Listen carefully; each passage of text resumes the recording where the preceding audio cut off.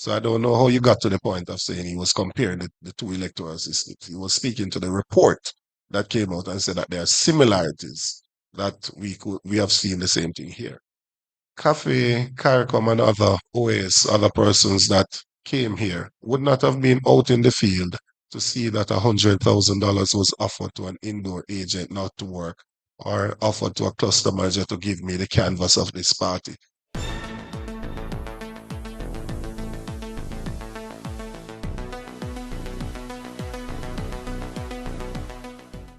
Blessings, ABR family and viewers. Welcome back to the channel. It's your girl, Isabel Rose. And in this one, a major update from Cafe, basically setting the record straight on some misinformation as it relates to nationwide on some 21% voter disenfranchisement.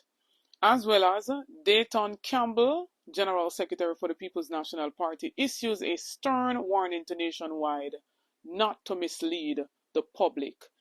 Stay tuned for the details at hand. Don't forget to like, share, and subscribe to the channel. Now, kicking off this first segment, Cafe sets the record straight. We've seen some misinformation being presented initially by Nationwide, which states that Cafe was saying that 21% of voters turned away who were at the polls at close-off time 5 p.m. To which I reported on same, and I might have misread the information as well. And this is the information that I got right after Cafe had basically came out. And they were indeed talking about their workers. So it said Cafe deployed 32 roving observers and 470 indoor observers based in polling stations for the general elections. It said reports received from approximately two-thirds of their observers indicating the following.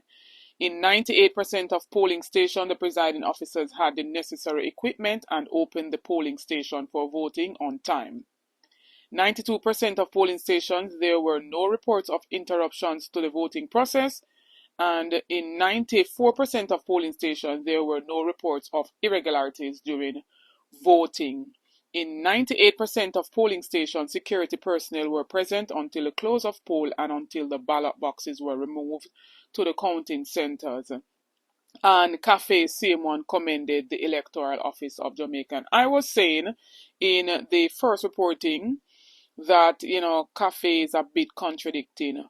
But nevertheless, they said that they are investigating, some of what was reported by the two-thirds of their observers. So now that they have basically set the record straight, we see Nationwide basically apologizing to Cafe for the misinformation that they have reported. And so no need for Cafe to retract any statement because their statement was pretty clear right here.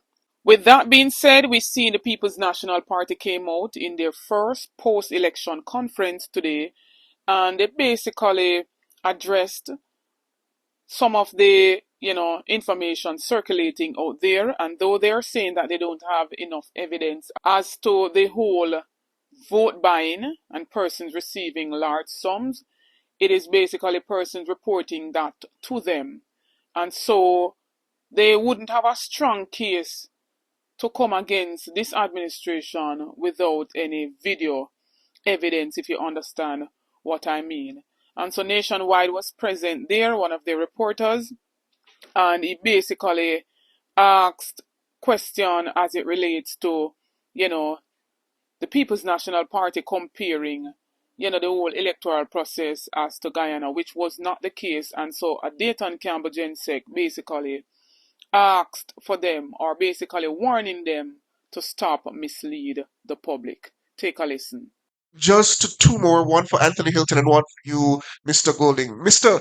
Hilton, you put forward the suggestion comparing Jamaica's electoral process to that of Guyana, which has a history now of concerns about the process. Whereas here in Jamaica, we had the OAS CARICOM, as well as CAFE, all suggesting that the elections were free of harassment, free of intimidation, or any other irregularities, so far as going as to commending us in terms of our conduct here and to put forward Jamaica as a model that the Caribbean can follow. Isn't that a bit out of sorts in terms of that assessment by you in terms of irregularities? And to you, Mr. Golding, your predecessors have all offered their resignations to the wider party following an election loss. Will you not do the same, or will you simply take up your post as opposition leader going into the parliament?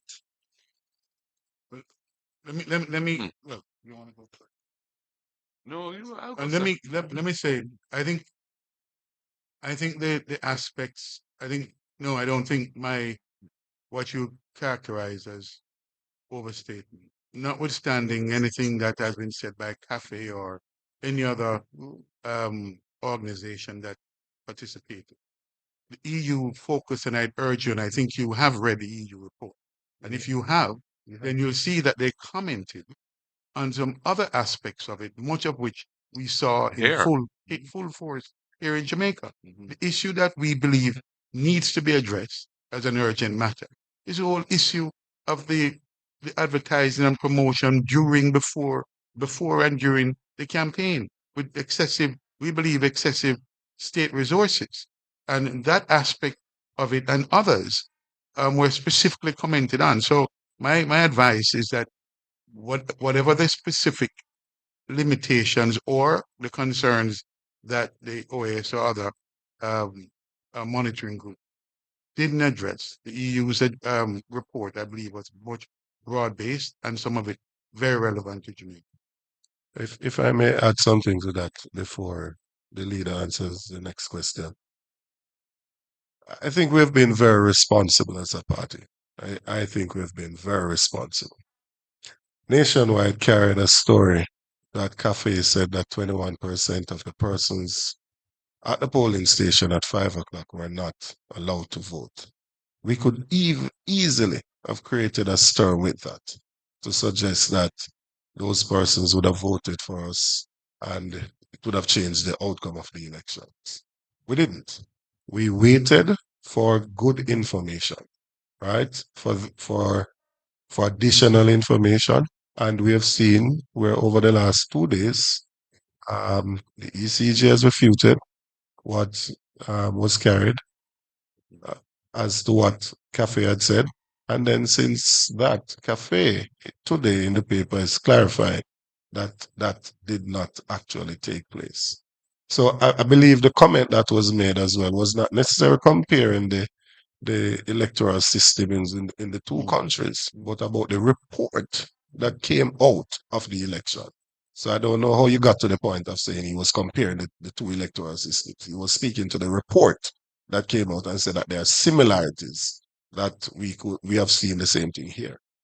Cafe, CARICOM, and other OAS, other persons that came here would not have been out in the field to see that $100,000 was offered to an indoor agent not to work or offered to a cluster manager to give me the canvas of this party. They would not have seen that. They would not have seen what took place in the field. They would have been at the polling station, right? They would not have seen the night before that somebody was offered money to dip their finger in ink and therefore can't show up to the polling station.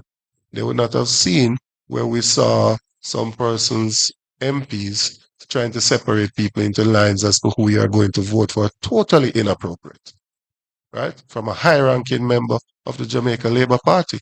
So the issues that we're bringing forward here are things that we have contemplated on, we've heard about, and not just anecdotal things, but things that we can say, these based on the reports that we've gotten, and there's additional work to do, but there is sufficient evidence to speak to it at this point to suggest that there was indeed an attempt to suppress the votes. Remember that we did run a campaign, where the last credible poll that came out before the election had us ahead by 3 percentage points, right?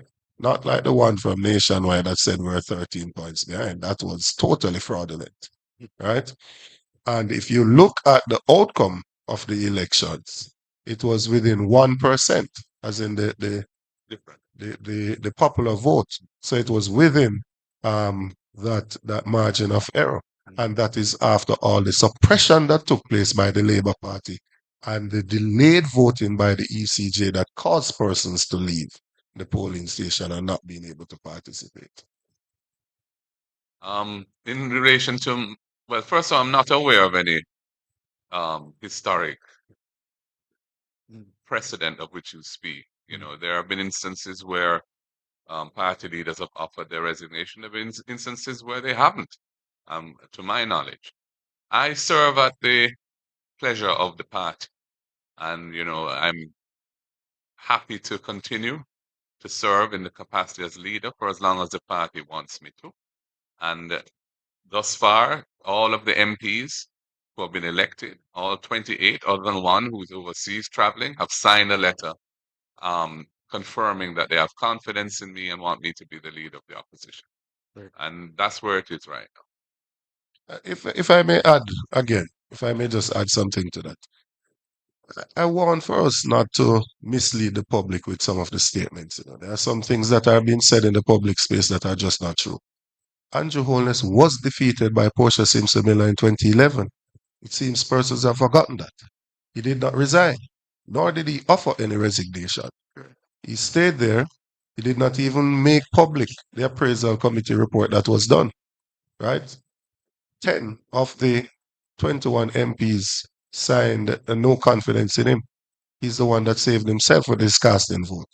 I also hear persons saying that it's historic, unprecedented, this third term.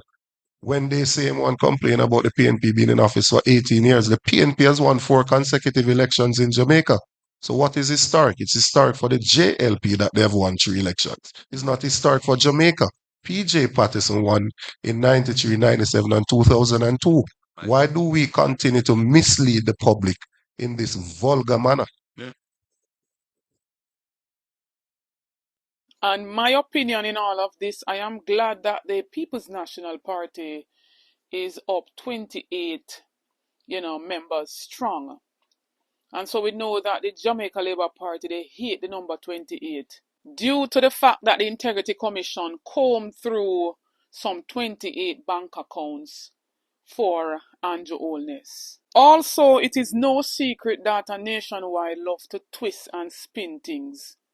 Spin it in misinformation.